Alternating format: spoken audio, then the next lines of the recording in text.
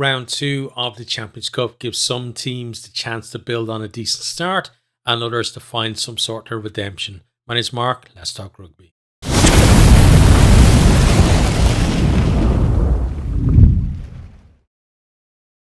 In this one, we're going to have a look at the round two fixtures, talk about, how I think the games are going to go and how, that might affect teams in terms of the overall kind of position in pools, etc. And, I think round two is very important simply because, we've got this round of fixtures here. Then we're going to have a break for the Champions Cup for the festive season. And, a lot of normally, at least in Europe, see a lot of derbies and stuff like that. And then we're going to be back at it in January again. So, the Christmas pudding or the turkey or whatever is going to taste a whole lot better coming on the back of a Champions Cup win. So a lot of these teams are going to be out there going hell for leather, I think, in this one. And it should make for some really exciting games. So, as I said, we're going to go down through it. We're going to start with Sale Sharks versus Racing 92. So this is at Salford Community Stadium. It's on Friday, December 13th, and it is an 8 o'clock kickoff. That's if you're, in Ireland or the UK. So Sale, got beaten pretty comprehensively in the opening round by Glasgow, and then Racing, a decent victory for them over Quins, and especially given the fact that they had the same fixture last year, home against Harlequins, and lost it. So, showing a bit of progress there, and winning away from home in this one really would show some really good progress from them too. Sale, one of those teams that kind of it's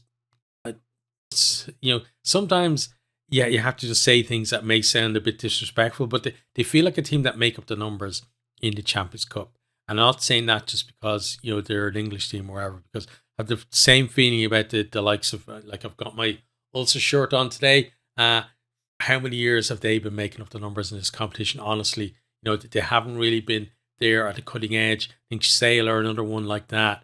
And Racing as well, in a lot of recent iterations of this as well, have been one making up the numbers. And it feels like, we're due a team or two to kind of emerge from that kind of pack and start kind of, making progress. And progress for me would be like, quarterfinals threatening a semi-final kind of thing. And of these two teams, I think Racing are the more likely to do that at the minute. As I said, quietly impressive, I think, against Quins, especially given how the fixture went last year as well. Seem to improve their defense a little bit, still have that attacking edge as well. And I think away from home, that's where you kind of see teams stepping up in this competition. The ones that can go away from home and win. Teams know that, like, you've got 2 home games, you win your 2 home games, you probably make the knockout stages, but you're probably, given how things have gone in the round of 16 for the last few competitions, you're probably going out of the competition. That's probably as far as you're going to go. So to progress further and potentially get the home draw, winning away from home is essential. And I think Racing might actually do it in this one. So I'm going to back Racing in that one. On to the next one then, we have Castres Olympique versus Munster Rugby. So Castres, who did they play? I know they lost the first one. They lost like 38-8 to Northampton, right? And then Munster beat Stade Francais. And Munster, they were against 13 men for a lot of that game and looked actually poorer against 13 men than they did against 15. So definitely things for Munster to work on here. Going away to Castres as well to get a win. Kind of looking at it here. One thing about Castres is we know that they kind of throw some games in this competition, away games at least. At home, though, you'd expect them to be somewhat competitive, even if they make changes. And Munster, they're another one of those teams that haven't really performed on the road in this competition in a long time. So it's a difficult one. My head is basically saying Castres are going to win. And Munster might pick up, a bonus point or even two out of the game. But I'm going to go with my heart on this one, and then go for a Munster win. And I think, I don't really have any logic behind it. As I said, Munster looked kind of a little bit bereft of ideas when they're playing against 13, and that's a bit worrying. And the slickness in their attack that was there a couple of seasons ago, where they, when they lifted the URC crown, really hasn't been there. They are improving though, and I think like Abrahams has been a good addition to the team as well. But I think he's a doubt for this one as well. I think having him in there could be a bit of a game breaker for them, and especially if the rest of the Munster players kind of look for that kind of line on his shoulder when he makes a break as well, because you can see he's looking for players to offload to when he makes his breaks, but they're most of the time they're not there, so he has to go into contact and then have to recycle, and then Munster can't find the space that he'd already found elsewhere. So we'll have to see what goes on with that one. But I'm going to go for a Munster win that one. So those are our Friday games. That one, sorry, I forgot to say, it's an 8 o'clock kickoff in the Stade Pierre Fabre. Then on to Saturday games. So the early game, 1 o'clock kickoff, Loftus Versfeld. It's Vodacom Bulls versus Northampton Saints. And, first up thinking about it, the Bulls beaten pretty comprehensively by, it was Saracens, right, that they lost to. And then the Saints, they beat Castres 38-8 fairly comprehensively as well. So you'd look at this and you think, well, if it's played in a neutral venue, then Saints should definitely win. Definitely in the better form of the two teams. Bulls have been very up and down in the URC. Northampton haven't been at their kind of stellar best in the Premiership either, but it felt like Saints' performance in the first round certainly would say that they're kind of on an upward curve compared to the Bulls. But having said all that, Bulls at home, very proud record there at Loftus, and I'm gonna back a Bulls win in this one. I'm gonna go against the kind of the logic, as it were, for this one, and I think Bulls will pull off a win here, but Saints probably will get something out of the game as well. Okay, next then, 3:15 kickoff is at the Kingspan Stadium. It's Ulster Rugby versus Bordeaux Begla. So Ulster just absolutely destroyed, 61 points conceded, 21 scored, but who really cares when you hear 61 first? That massive pummeling that they got from Toulouse. And then Bordeaux, they beat Leicester, wasn't it? 48-28, I think. So, looking impressive. Bordeaux really were kind of a surprise last year in, the pool stages.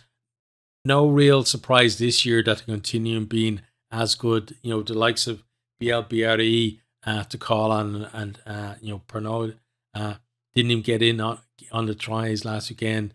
But there's tons of talent in that team. And, Ulster at home, they have to win, because if they don't win, they're out pretty much, I'd say. Because they're definitely not going to, if they can't win at home, they're not going to go on the road and win as well.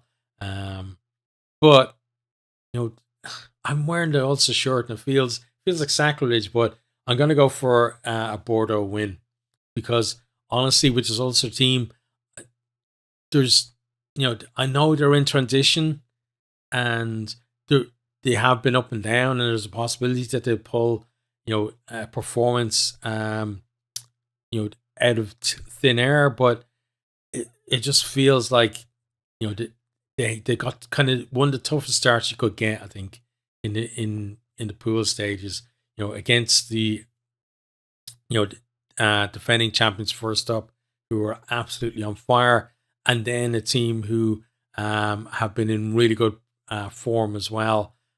in this competition. It really is a tough draw for them. But it's hard to see, where Ulster are going to find that. Like they basically got to find, to win this game. I think Ulster are going to have to score more than 30 points, like 35 to 40 odd points maybe, and then obviously keep Bordeaux below that number as well. And like Bordeaux have been scoring tries for fun, and Ulster's defense hasn't been brilliant this season, and their attack is a bit kind of stilted as well. So again, it's hard to see where it comes from. Like if they had the likes of maybe Izuchuku, Sheridan, and a few others like that, kind of bedded into the team rather than kind of coming in and out of the team, from the bench and stuff like that. But I think that's next season. That's next season's Ulster team rather than this year. So yeah, I think we're probably going to see a win for Bordeaux in that one. I'm very sad because I love this jersey. And I want to see the Irish teams do well, but I have to, a lot of time I will go with my heart, but there's a time when, going with your heart is just feels like nonsense when, generally heart over head is when I think it's going to be a close one, and I don't think this is going to be close. I think, Ulster, would, I'm not going to say they'd be happy with a losing bonus point, but you're looking at it and you think, they'll do well to get a losing bonus point out of this. I really, really hope that I'm proved wrong and Ulster pull out a win. That would be absolutely brilliant. But yeah, I'm going for Bordeaux winning that. Okay, next then, 5:30 kickoff. It's at the Aviva Stadium. It's Leinster versus Clermont Auvergne. So, again, I'm a Leinster fan, and Leinster, they weren't brilliant against Bristol, but they have been. You look at Leinster's performances over the last few seasons, and there's only a few occasions you look at it and you think Leinster, when Leinster kind of got anywhere near top gear for much of the game. Like you look at against La Rochelle last year, then against Toulouse the year before, and then like a couple of performances in the URC as well. I think there was a game against the Bulls and one against Glasgow as well, where they really did hit the heights. But a lot of the time they're kind of, it's patches that they're playing in. Like if you look at that game that they had against Bristol, poorish at the start. I think both teams, conditions, etc. But yeah, Leinster didn't look on it defensively very solid, very good. But it was when they went down to 13 players after those 2 yellow cards, like Josh van der Fleer, just, the guy is like Superman sometimes. But like dragged his team, kicking and screaming back to parity really. And then they were at the point where they were threatening to take the lead with 13 players. And then that second half, then like 10 or 15 minutes from about 50 minutes on, just, Bristol couldn't live with them. So, you'd expect them to do something similar in this game as well, where, they get those purple patches and Clermont really will have to defend. And if they can't, then there's only one winner, I think, in this game. Clermont, for their part, decent win against a Benetton side that has been very poor this season, very low on confidence. 28-0. It's a bonus point win and it's brilliant. And I think Clermont definitely will progress to the knockout stages. But looking at this fixture here, I think Leinster might be just a bit too good for them in this one, especially at the Aviva. Clermont, honestly, they've got to get a good start to the game. Get an early couple of tries, make Leinster chase the game, because Leinster, are not used to chasing a lead. And what you really need against Leinster, we've seen it, in look at the last three finals, right? They've all ended with, team getting a nose in front against Leinster and making them chase the game, and then being able to kind of control the rest of the game. It hasn't been, there haven't been like ones where Leinster have been, leading and defending their lead at the death. It's every time it's been Leinster trying to get that score to get back in it or to win the game in the end, and they weren't able to do it.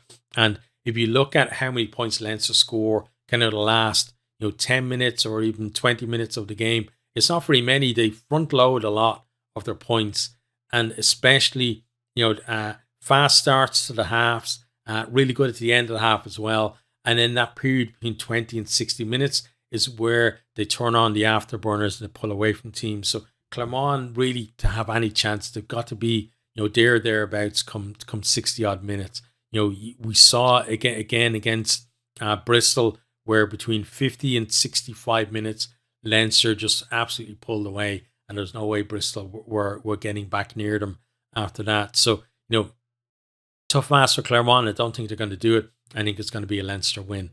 Okay, next then we have Leicester Tigers against Hollywoods Sharks. So this is at Matiola Woods, Welford Road. I swear the names of stadiums now, like could you make them any longer? But it's a 5:30 kickoff as well. So Tigers, they lost 48-28 against Bordeaux in the first round, and they were actually winning that game as well. I think they were they winning 21-14 or something at halftime, I think. And then Bordeaux just came back over the top of them. So it's not like they were scoring consolation tries in that. They were actually in the fight for some of it at least.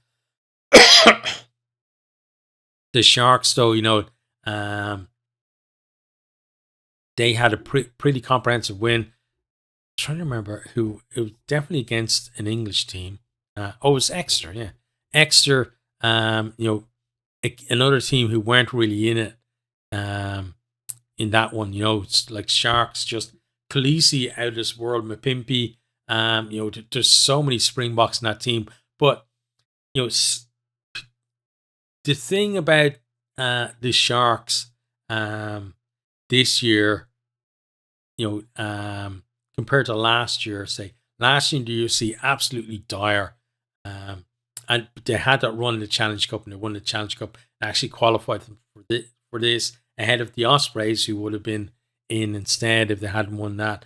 But I think the big difference is it's not just the Springboks, it's the rest of the squad being able to contribute as well. Because in the URC, you can't be putting out your first 15 every week. It's not going to happen. So you've got to rely on the squad. I think the squad players have stepped up a lot more this year compared to last year. But we look at this one now. They're going away to the Tigers, and it's going to be a close one because it is an exceptional Sharks team who, for the most part, haven't really hit the heights. Other than obviously they won the trophy last year, and that's nothing to be sniffed at. The only URC team, since the URC came into being 3 seasons ago, to actually lift a European trophy as well. So that's something, a tick in their column for them. But this competition is a step up, and this is a big test for them. Again, Tigers, in the end, it was a 20-point loss against Bordeaux, who were, again, an exceptional team. But now it's Welford Road.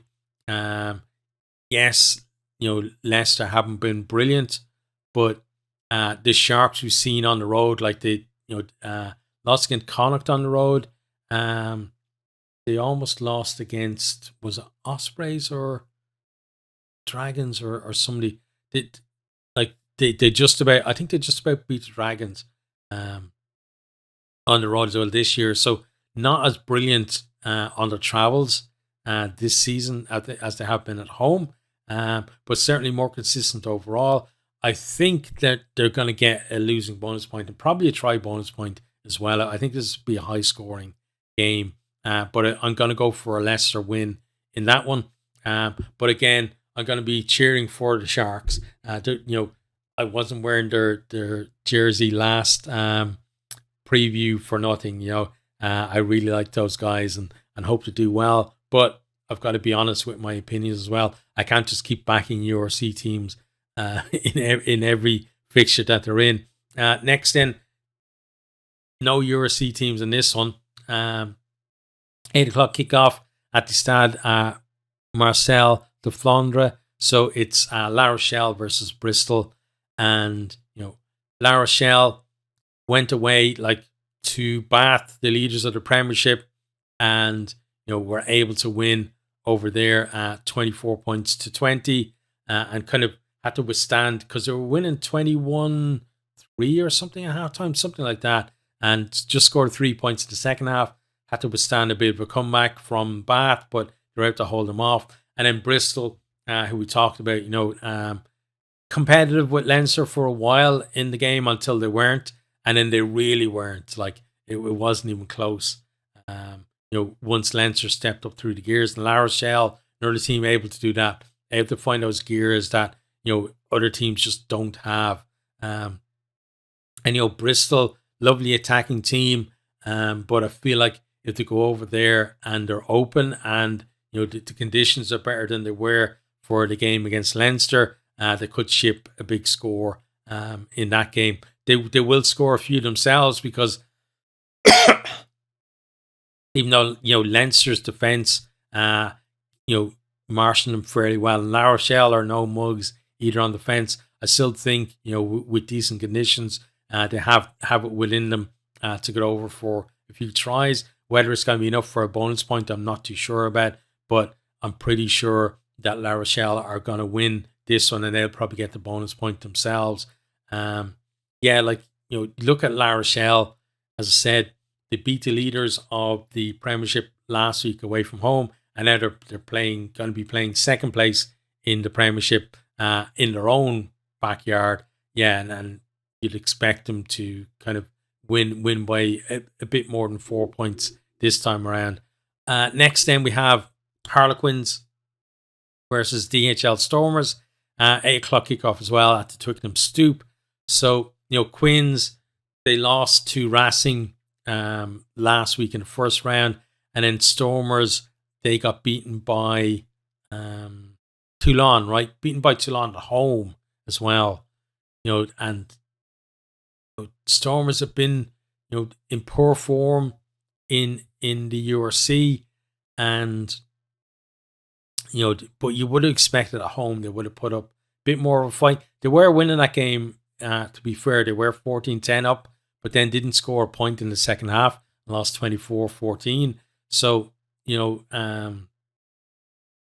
not really brilliant from them. And the Stormers as well. They last year they kind of had a poor start to the season, and then they came back. Like in the URC, they were well out of the playoffs and ended up finishing 5th, but then didn't do much, when we went into the playoffs themselves. And then in this competition as well, didn't really hit the heights that I expected them to, especially when you think about it. URC champions the first season, then they lost the final against Munster the second season as well. So, show that they can be competitive and they can do knockouts well, but this season I don't know that they're a bit off, and it's another one where unfortunately I got to back against a URC team. I'm definitely going to be cheering for them in this game. I hope they pull it off. Want to see all the URC teams doing well, but looking at it, Quins at home, the likes of Marcus Smith didn't really see all that much of the ball because the forwards got absolutely beaten up against Racing. But I think in this one, he should see a bit more. And I think he's going to inspire them to a win in that. Stormers, though, you look at the players that they have, available, like the likes of Grant Williams and stuff, who could really kind of catch them on the hop. I think they're going to score a few tries, but then you look at the injury list that they have as well, and it's hard to see, although they have a decent squad overall, it's hard to see them really pulling out performance in this. Hope they do perform again, but I'm going to go for a Quins win. Okay, on to the Sunday games then. So 1 o'clock kickoff is Stadio Meningo. It's Benetton versus Bath. So both teams losing in the first round. Benetton just absolutely, comprehensively beat 28-0 against, who was it? French team. It was Clermont Auvergne, of course. And then Bath losing at home 20 points to 24 against La Rochelle. So Bath certainly the more competitive of the two teams in the first round. Benetton, if this had been last season, I would have kind of fancied them for a win in this, honestly, because they were much more competitive last season. This year, low on confidence. It feels like a lot of those players, have their form for Benetton and for Italy has kind of been down. And sometimes with a group of players, even if they make up the bulk of their national team, just a change of environment can suddenly spark a bit of confidence. But for them, it seems like, in both places this season, it's just not happening. And, Bath, top of the Premiership, I don't think they're going to be, honestly, a big threat in this competition. But I think in this game, certainly will. I hope Benetton play a hell of a lot better than they did in the first round. But I'd say, Bath could get their campaign back on track with an away win here. And I think that's one of the things that may be going against Benetton as well, is that, Bath aren't coming off the back of a home win thinking that, okay, let's try and get a losing bonus point and then win our next home game and just qualify that way. They've lost their first one and they're thinking, well, now we have to win this. We can't be looking just for losing bonus points. In fairness, Benetton in the same position as well. But I it's hard to see them honestly turning in a performance that's going to be good enough for the win. But again, fingers crossed that they're going to win. But I've got to back Bath in that one. Then next, the 1 o'clock or another 1 o'clock kickoff, should I say, in Stade Jean-Bouin. So this is Stade Francais versus Saracens. So Stade Francais, beaten by Munster. They were obviously frustrated by Munster. You look at the red cards they gave away; they were pure frustration from them. In the instance that they did, like a guy running up behind Peter O'Malley and swinging arm to the side of the head, and then his buddy in the second row, then picking up Craig Casey and flipping him on his head like he's going to pile drive him into the turf. So not good from them really.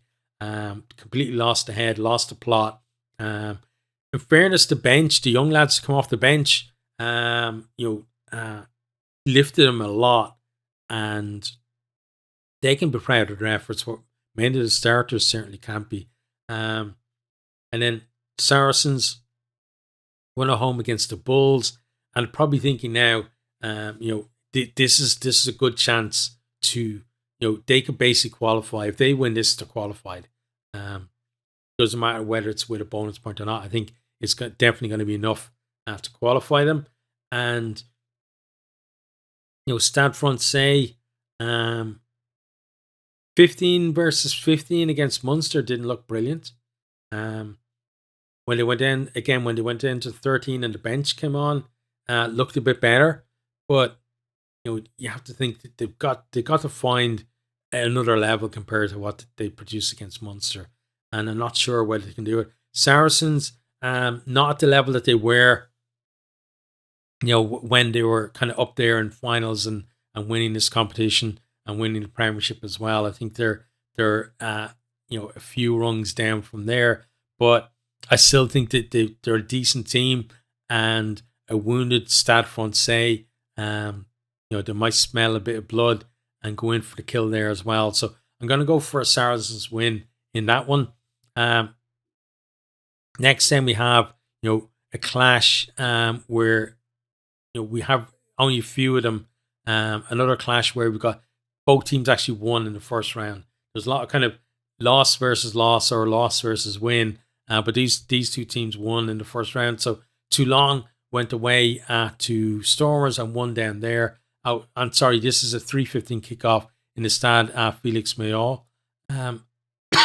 Excuse me. And Glasgow winning very comprehensively against Sharks. Looking very impressed with that game as well. So two teams in good form. Toulon at home.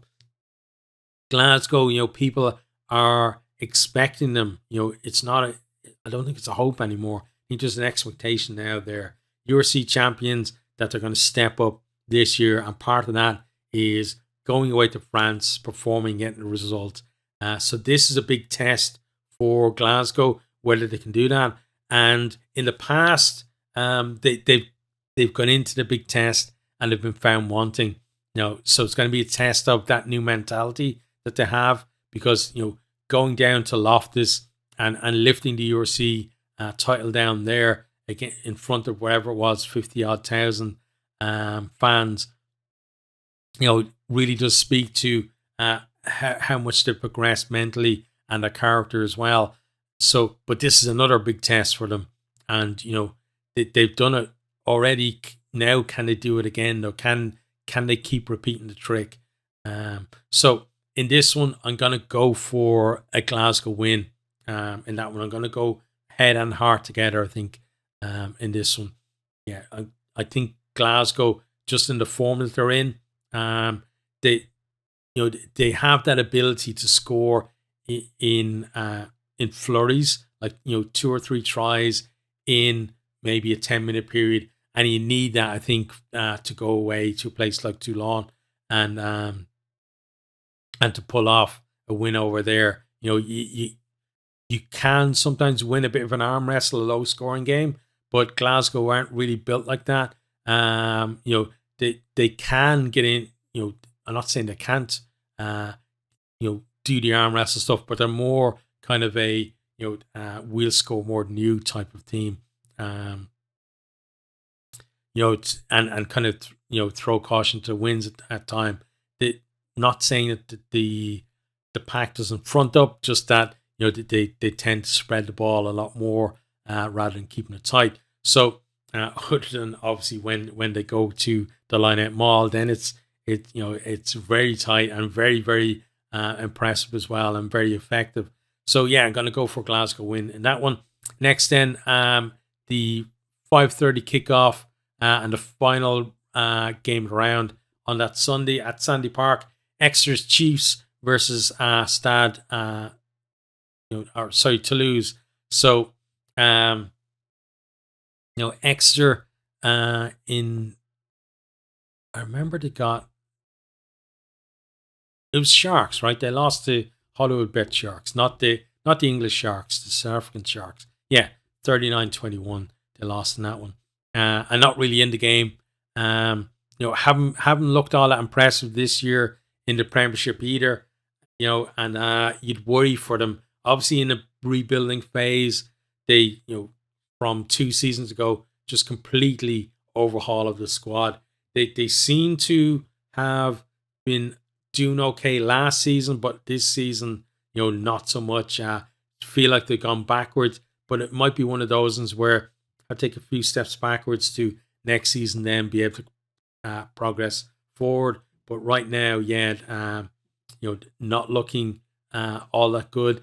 These two teams 2 seasons ago, right? Both semi-finalists, losing semi-finalists. Exeter lost to La Rochelle, and Toulouse lost to Leinster, and then La Rochelle obviously went on to win the final. But then last season, then Toulouse won the whole competition, and this year looking very impressive, and Exeter, nowhere near.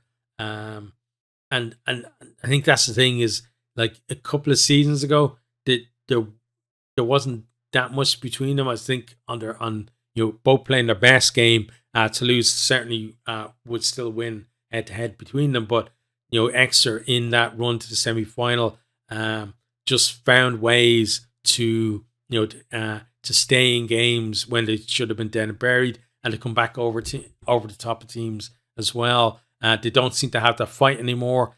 In the current crop, not that they can't build it, but at the moment they don't have it. Kind of similar again to Ulster. You wonder if it's going to be kind of a similar scoreline as well to Ulster. A team who in the past have been competitive, but don't feel like they're at that level anymore, and they need a bit more development and to kind of just be a bit more solid as a team. Toulouse exceptional against Ulster last week, and they've been exceptional for a long time as well. Winning top 14, winning the Champions Cup, and looking at this, you can only really see one winner in this, and expecting Toulouse honestly to go through the whole pool. 4 wins out of 4. And I think probably a good shot at a bonus points all around as well.